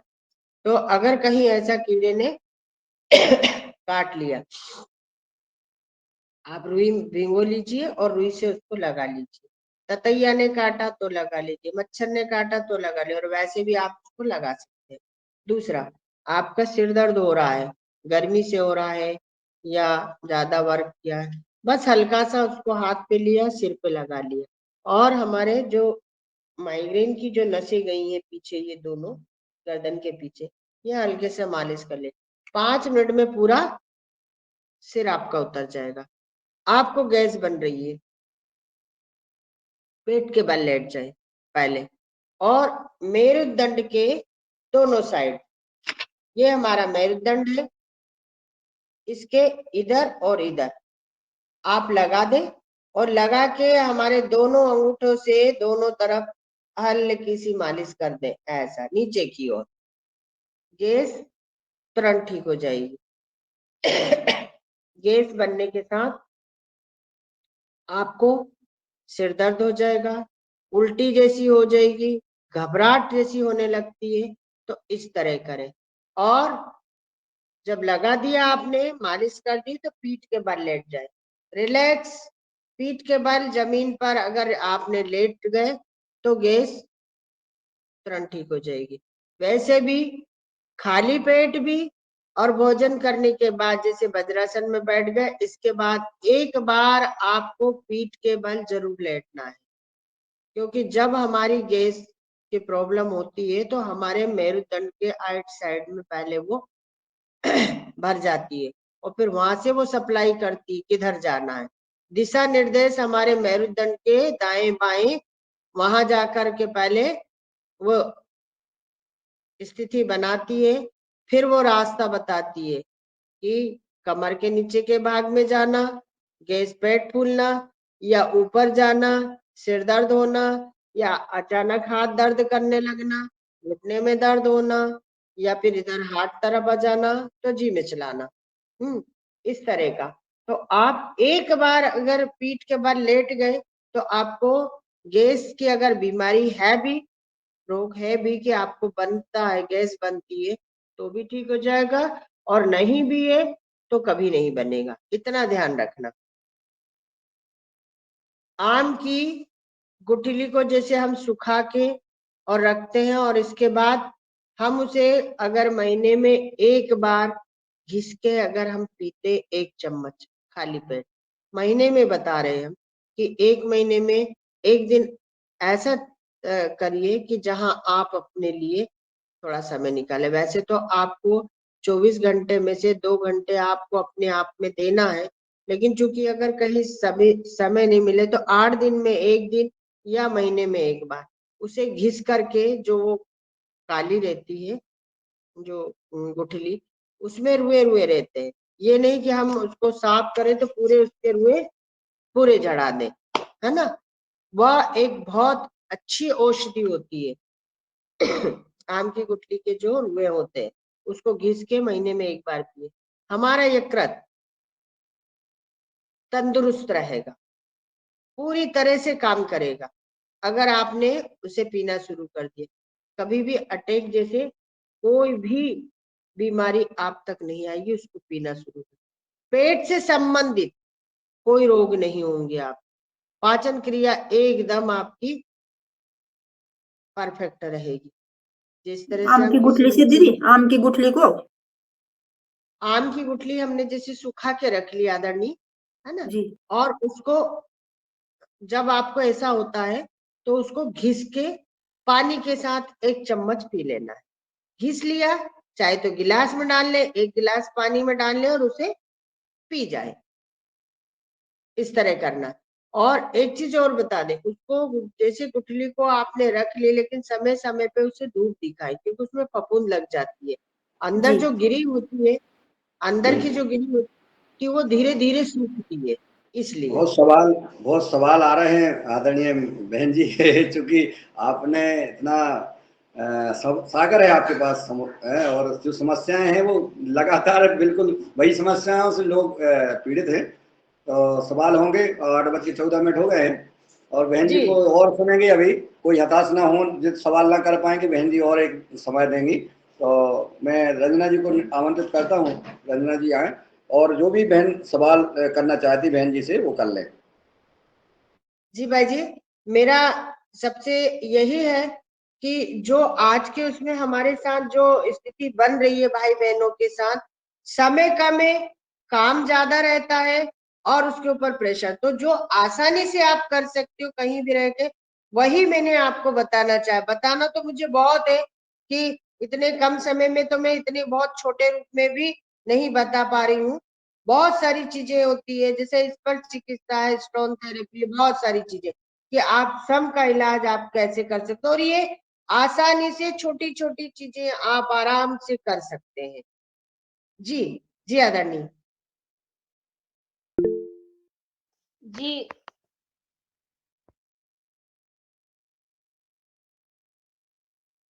जी सब आदरणीय हीरालाल जी ने हैंड रेज किया है, आदरणीय मिथिलेश सिंह जी ने हैंड रेज किया है। तो पहले हीरालाल जी को ही बुला लेते हैं। जी श्रीमान जी, बहुत बहुत साधुवाद मुझे बुलाने के लिए। सबसे पहले तो आदरणीय बहन जी का बहुत बहुत आभार पधारने के लिए, आने के लिए और इतनी महत्वपूर्ण ज्ञानवर्धक जानकारी देने के लिए। समय ज़्यादा हो गया तो मैं विस्तार में न जाते हुए मैं अपने सीधे क्वेश्चन पर आता हूँ। जी जी आपने ये नकारात्मकता दूर करने के लिए, चिड़चिड़ापन गुस्सा दूर करने के लिए, बच्चों के बड़ों के लिए जो गोबर का उपयोग बताया है टैबलेट रूप में रखने का जेब में कहीं भी, तो उसको मैं सुन नहीं पाया चूंकि बीच में आपने बताया भी होगा। तो उसको गीला रखेंगे तो फैलेगा, तो गीला रखना उसको टैबलेट में, सुखा के उसका मतलब वो फिर कंडे का रूप हो जाएगा वो, तो कैसे जी करना उसको? जी आदरणीय, जैसे हम अगर उपलब्ध करा सकते हैं, जैसे उपलब्ध है, हमारे पास गाय है, तो सुबह उठ करके जैसे गोबर लिया, उसको हाथ पर इस तरह से मसला और एक बिंदी रख दी, सूखने दे उसको जैसे। और अगर ये उपलब्ध नहीं हो पाता है तो गोबर की छोटी छोटी टिक्कियां बना ले, 1-1 रुपए के बराबर की, और उसको सुखा ले, सुखा करके जेब में डाले, उसके बच्चे के कंपास बॉक्स में डाले, और उसको जरूर बताए कि इसको 1-2 बार खेलो। 2-3 डाल दे तो वो खेलने के माध्यम से उसको इस तरह बनाए, तो जब वो 1-2 बार हाथ में लेगा, उठाएगा, उससे बहुत फर्क पड़ेगा। आप उसके बैग में रख दे इस तरह से। आप सब भी अपने पास रखें, सभी भाई बहने इस चीज का जरूर करें कि अपने पास रखें। इसके तो लाभ बहुत है कि मेरे पास इतना समय के नहीं बता, लेकिन आप सब इसका आभास करेंगे, आप अपने आप में बोलेंगे। जी बहुत बहुत धन्यवाद। जी अगला सवाल आदरणीय मिथिलेश सिंह जी। जी ओम, बहन को प्रणाम। मैं भी मिथिलेशी हूँ और उत्तर प्रदेश मुजफ्फरनगर से हूँ। बहन आपने जो बताया ना कि हमें पीने के पानी में जायफल डाल के रखना चाहिए या जामुन की लकड़ी, तो हमें मान लिया हमने मटके में डाल दिया अपने पीने के पानी में, तो ये कितने दिन में बदलना चाहिए फिर हमें जायफल और लकड़ी? आप जैसे जायफल तो दीदी 1 महीने तक चलता है। जैसे आपने मटका धोया, उसको भी जी निकाल लिया, उसको धो के रख दिया, फिर वापस डाल दिया उसमें, ऐसा 1 महीने तक तो वो आराम से चलेगा। जैसे घुलने लगता है वो, तो आप दूसरा यूज कर लीजिए। हाँ, लकड़ी का है कि लकड़ी जब आप देखें कि लकड़ी फूलने लगती है ना, और वो थोड़ी सी ऐसी होने लगती है, तो लकड़ी चेंज कर दे। वैसे भी 15-20 दिन लकड़ी का कुछ नहीं बिगड़ता है, वो अपनी पूरी औषधि पूरी उसमें पूरी हो जाती है। इसके बाद वो लकड़ी थोड़ी सी गलने लगती है, जब गलने लगती है, उसके रेशे छूटने लगते हैं, तो फिर आप उसको निकाल के दूसरी डाल दीजिए। पर इसका अगर आपने जामुन के टुकड़े का पानी पिया और आप उसको चेक कराना पानी को, आपके आरओ का काम करता है वो पानी। आरओ में तो सारी चीजें पोषक तत्व नष्ट हो जाते हैं, लेकिन उसमें पोषक तत्व पूर्ण होते हैं। वह आरओ से भी बढ़कर पानी है। सभी के मटके में यह डालकर जरूर रखें ताकि पूरा घर उसका सेवन करे। और हमने इसका एक ये भी बताया कि ऊपर टंकी में भी डाल दो, तो आपके स्नान में, आपके यूज में वह पानी आएगा। अब होता क्या है कि हम पहले ही बता देते आपके सवाल से पहले ही 1 मिनट हो, कि उसमें आप डालेंगे, बड़ी बड़ी टंकियां होती है, फिर कैसे निकालेंगे, फिर एक प्रेशर हो जाएगा कि 15 दिन में वो लकड़ी बदलना है, ठीक है ना। तो हमने बताया कि उसको बांध के डाल दो। अब बांध के अगर डालेंगे तो रस्सी से, तो आपका ढक्कन खुला रहेगा, ढक्कन खुला रहेगा तो उसमें बहुत सारी चीजें और जाएगी। इसलिए हमने बहुत अच्छे सजेशन दिया उनको जो बिजली का कॉपर तार आता है ना, बिजली के वायर में से कॉपर तार निकलता है, उस तार में उसको बांध लिया ऐसा, और बांध करके टंकी में डाल दिया। तो वो जब तार इतना पतला रहता है कि आपकी टंकी पूरी तरह से बंद भी हो जाएगी और तार से डूबा रहेगा। 2 फायदे होंगे, एक तो तांबे का तार उसमें डला रहेगा, वो भी एक औषधि के काम आएगा। जामुन का जब आपको ऐसा लगता है कि इसको चेंज करना, तो उसको खींच लिया, निकाल के फेंक दिया, वापस डाल दिया, तो ये आपका एक दिमाग का प्रेशर बचेगा। जी जी बहन, जी एक आपने जो गोबर की टिक्की बताई ना, तो इसको सुखा के रखना है अपने पास में, जैसे कहा कि अपने पास रखें। जी जी जी बहुत बहुत धन्यवाद बहन। सुखाकर। जी बहुत सुंदर। अभी उत्तर प्रदेश मुजफ्फरनगर से आदरणीय मिथिलेश सिंह जी थी। बहन जी बहुत यज्ञ करती हैं और वृक्षारोपण करती हैं और सामाजिक से समाज सेविका है वरिष्ठ। अब मैं चलता हूँ बिहार। बिहार से हमारे बिंदेश्वर तिवारी जी जुड़े हुए हैं, वो कुछ सवाल करना चाहते हैं। आदरणीय बिंदेश्वर तिवारी जी, अपना सवाल करें।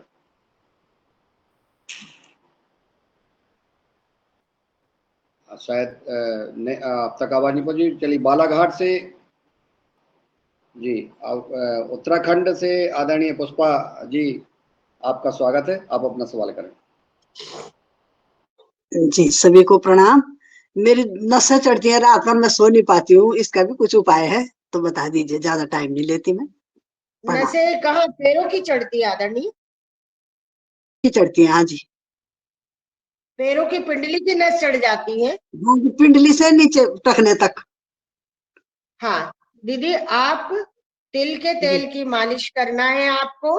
और अक्सर हम मालिश कैसी करते हैं? हम कैसे, तिल के तेल को ओनली गरम नहीं करना है, सिर्फ तिल के तेल से मालिश करना। और तिल के तेल की मालिश, अक्सर मालिश हम ऐसी करते हैं। मालिश का तरीका हमारा ऐसा होता है, ये मालिश करते हैं ऊपर से नीचे की ओर, है ना। हमें नीचे से ऊपर की ओर मालिश करते हैं। आयुर्वेद में मालिश का एक अलग तरीका है कि नीचे से ऊपर को मालिश करना है।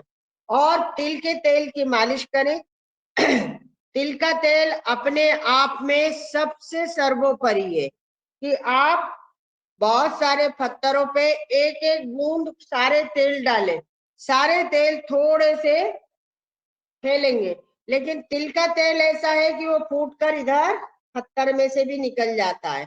तिल के तेल की मालिश करना शुरू करें, आपका दर्द बिल्कुल कम हो जाएगा। और अगर फिर भी अगर थोड़ा सा कम दर्द और नसें थोड़ा सा हो तो फिर आप मुझसे संपर्क करिए, फिर मैं आपको उसको तिल के तेल में कुछ 2 औषधि है वो डाल के बना के आप रख लीजिए। जादू सा काम करेगा कि आपकी ना तो नसें चढ़ेंगी और ना ही आपका पैर में दर्द होंगे। जी जी, बहुत अच्छा जी। जी, आदरणीय बिंदेश्वर तिवारी जी, बिहार से, अनम्यूट करके बात करें। आप म्यूट हैं आप जी। कुमार भवन जी, बिहार से ही, सूक्ष्म शॉर्ट में अपना सवाल करें। आदरणीय कल्पना खोटले जी, बालाघाट।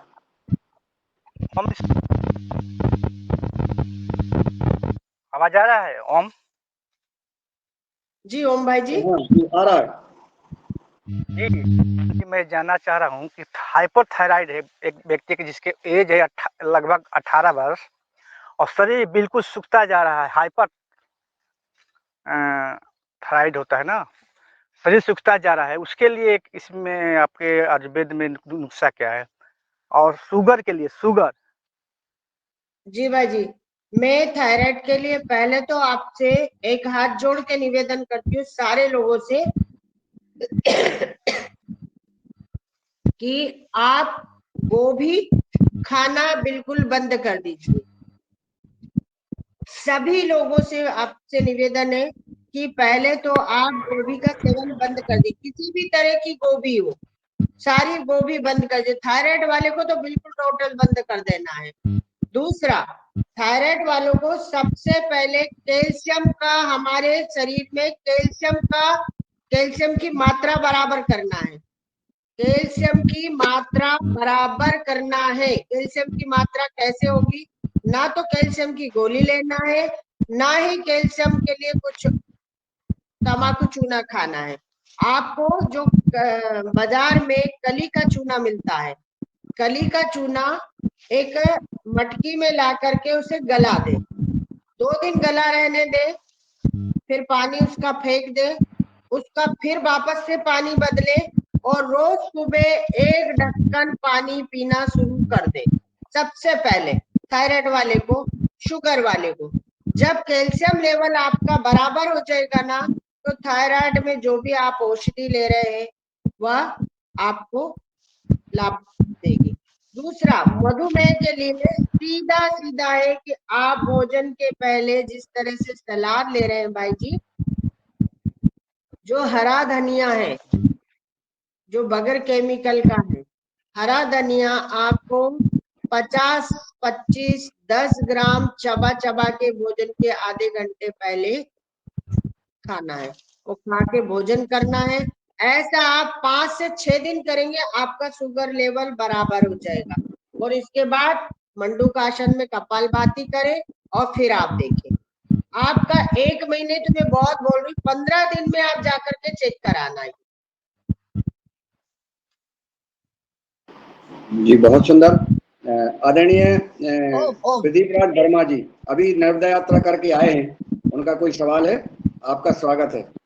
ओ मुन्नीलाल भाई, फिर जी एक ओ बार बताने को बोलो ना, शुगर के बारे में। रेंज गई थी तो सुनने में नहीं आया, या आपने अभी बताया ना।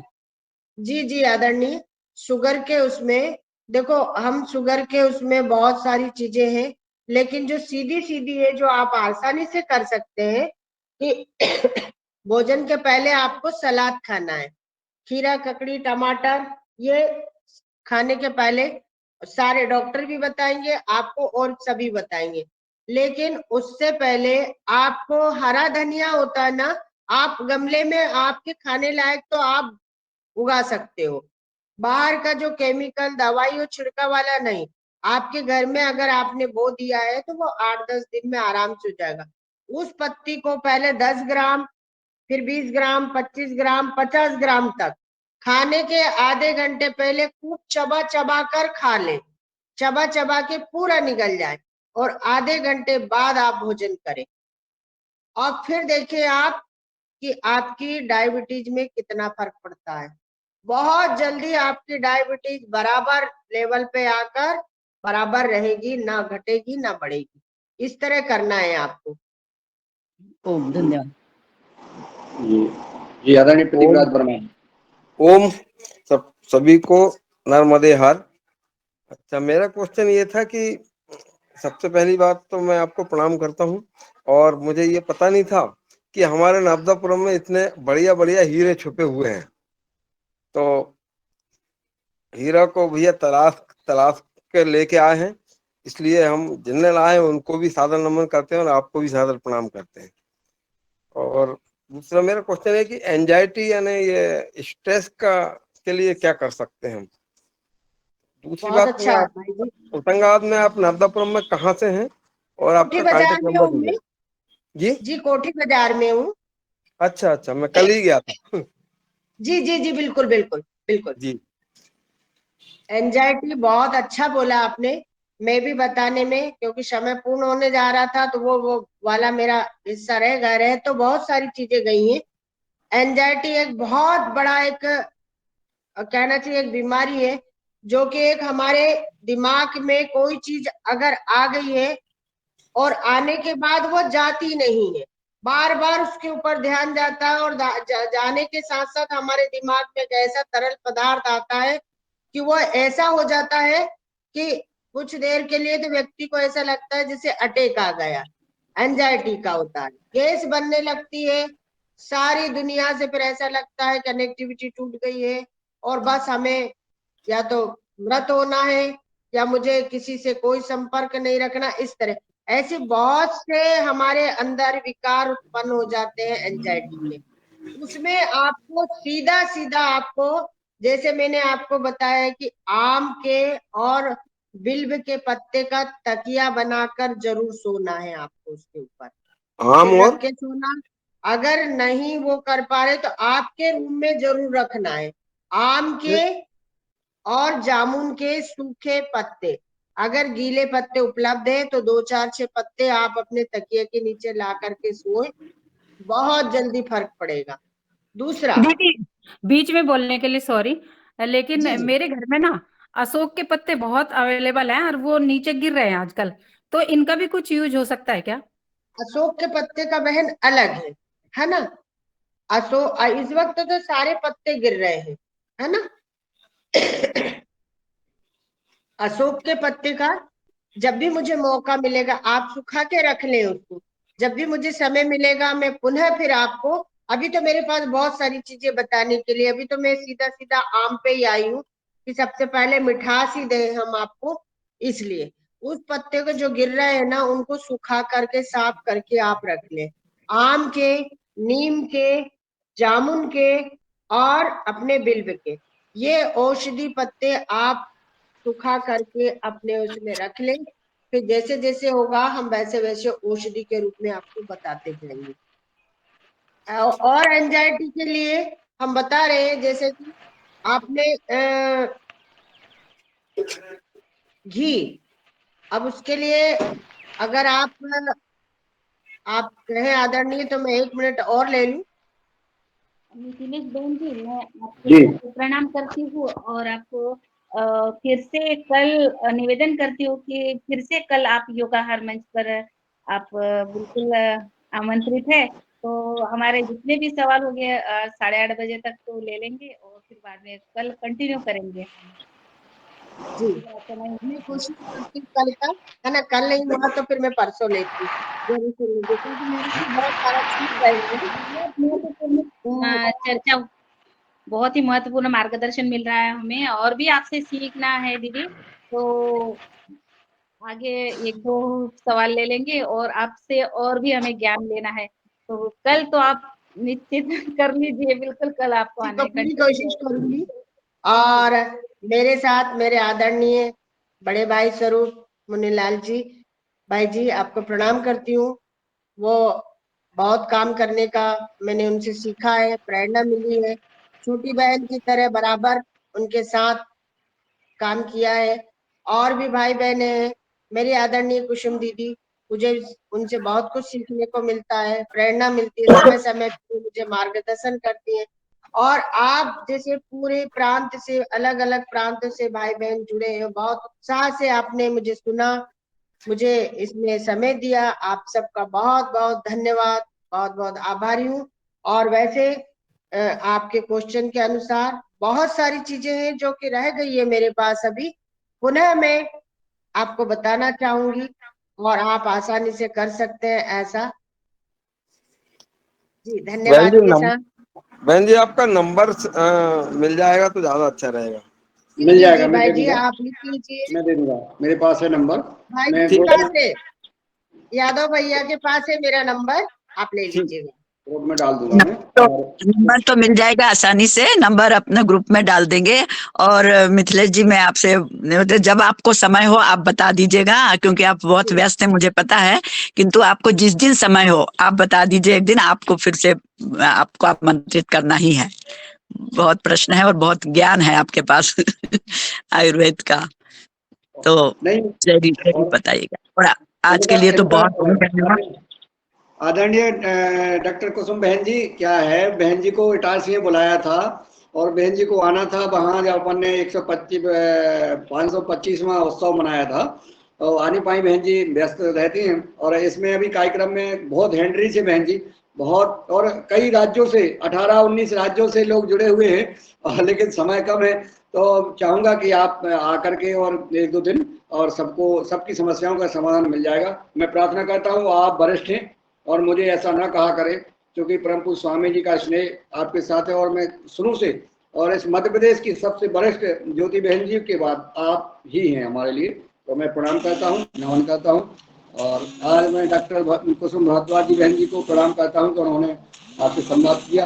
और लगातार आप इस रंजना जी ने जो आवाज़ दी है वो सारे सदन की आवाज़ है, सिर्फ रंजना जी ने बोला है, हम सबके मन की बात है कि आप आएँ और सबका जो है समाधान करें। मुन्नीलाल भैया, 7 बजे से 7:30 तक आप अपने बात करें और फिर अधिकतर क्वेश्चन ले लें तो सब बातें आ जाएगी। जी प्रणाम जी। मुन्नीलाल भैया, उम्र से आदमी ज्यादा बड़ा नहीं होता है।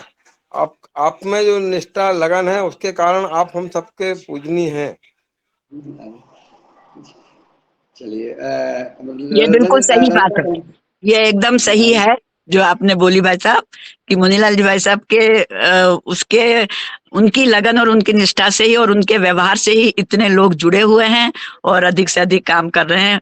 उनके लिए बहुत बहुत हार्दिक शुभकामनाएं कि वो ऐसे ही ऊर्जावान बने रहें और कार्य करते रहें।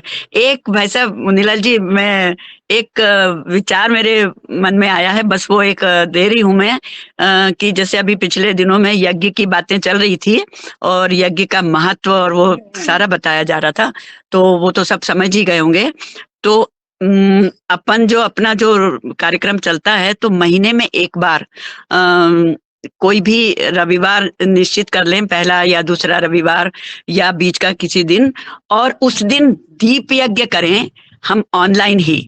तो दीप यज्ञ में जिन जिन के उस महीने में जन्म दिवस है या और विवाह दिवस है या बच्चों के जन्मदिन है, जो भी मतलब कुछ अवसर है घर में, उन लोगों का नाम लेके उन लोगों के निमित्त हम दीप यज्ञ करें, जो 15 मिनट उसमें लगा करेंगे, 15-20 मिनट में वो होता है। और उसके लिए करना कुछ नहीं है, चूंकि हम ऑनलाइन हैं, ऑफलाइन तो वो सब बहुत ही सुंदर तरीके से होता है दीप यज्ञ, किंतु ऑनलाइन हम इस प्रकार कर सकते हैं कि 5-5 दीपक सब लोग जलाएं और उन दीपक के साथ शुभकामना करते हुए जिन व्यक्तियों का जो भी अवसर है उनको शुभकामना करते हुए वो हम करें। ऐसा मेरा ये यज्ञ की बातें जो 2-3 दिन से चल रही थी उसमें मेरा विचार आया है। अगर ये इसमें आप लोग सहमत हैं या सबका वो है आदेश अगर हो तो हम उस प्रकार से आरंभ कर सकते हैं। मैं अपनी योग क्लास में भी ये किया करती थी। मैं अपनी योग क्लास में 15 दिन में एक दिन बीच का पूर्णिमा या अमावस्या के दिन सब महिलाओं को इकट्ठा करके वो तो मैं यज्ञ कराते थे बाकायदा। दीप बीच में कभी एक दिन दीप यज्ञ करते थे और एक दिन हवन वाला यज्ञ करते थे। उसमें बहुत ही सब लोगों को बड़ी खुशी होती थी और सबको बड़ा आशीर्वाद मिलता था, सबके से शुभकामना मिलती थी। तो ऐसा मेरा विचार आया है। अगर आप लोगों को सहमति हो और आदेश हो तो अपन उसे आरंभ कर सकते हैं। धन्यवाद।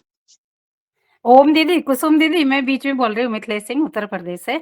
वो यज्ञ का मैंने भाई साहब से बोला था कि जैसे मैं भी ये यज्ञ वाला कार्य कर रही हूँ, तो हर जन्मदिन पे जैसे हमारे सदन के जो रेगुलर भाई बहन होते हैं और भी कोई जुड़ता है तो उसके निमित्त मैं तैयार रहती हूँ।